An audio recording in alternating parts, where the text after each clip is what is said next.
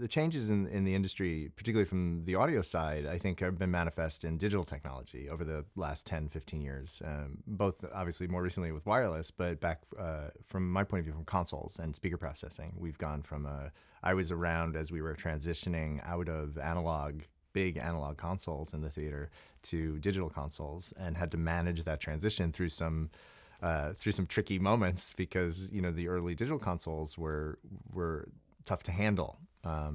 Also very exciting times though, because we suddenly had a whole new set of tools and a whole new set of things to learn about. And so as challenging as it is and was, it's also been a lot of fun because we've all been kind of part of the development of those instruments. Remote control has become very sophisticated in a way that it wasn't when I first started in the business. So the ability to make real-time changes, even from a seat in the theater for the sound designer during a performance, is very powerful and allows us a lot of freedom that we didn't have before.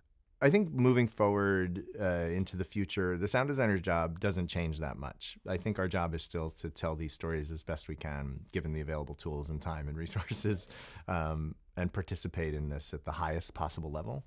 I do think that there's a trend in the industry now towards immersive sound, and with the response to virtual reality, we're going to see some of that coming into the live environment, into theater. And I think that localization is also a big thing, and I don't know if people understand what that is, but the idea that a live person on stage in these relatively small venues of 1,000 seats, 1,200 seats, 1,300 seats, where the amplification actually follows them around a little bit. So that you're not just listening to a sound system amplify a human being, but you're actually listening to their sound being amplified through certain subsystems, so that it arrives to you in a way that's more plausible than it would if you were just generally amplifying. And that's been a holy grail for a long time in live theater, and people have been working on it for decades, and I mean decades, probably 30 years. If not more.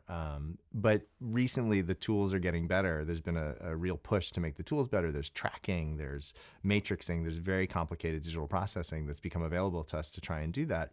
That has actually that's been having a sort of a parallel path in the cinema industry with Dolby Atmos and object-based sound design for film. And so I think those two things are going to start meeting even more as the technology gets better and more refined, which it's already doing, and as the demand for immersive experiences sort of infiltrates the theater even more.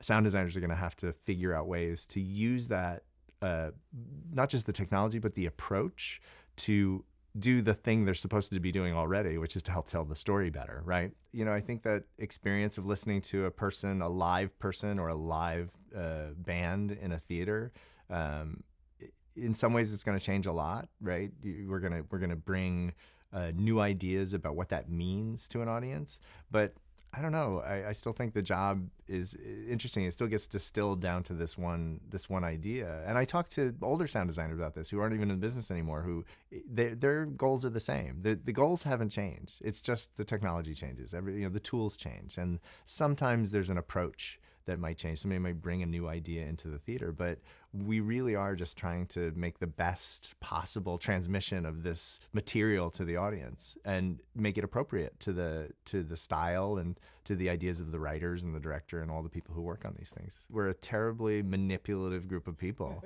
We can't help ourselves, and all we want to do is make an audience hear, see, and feel something.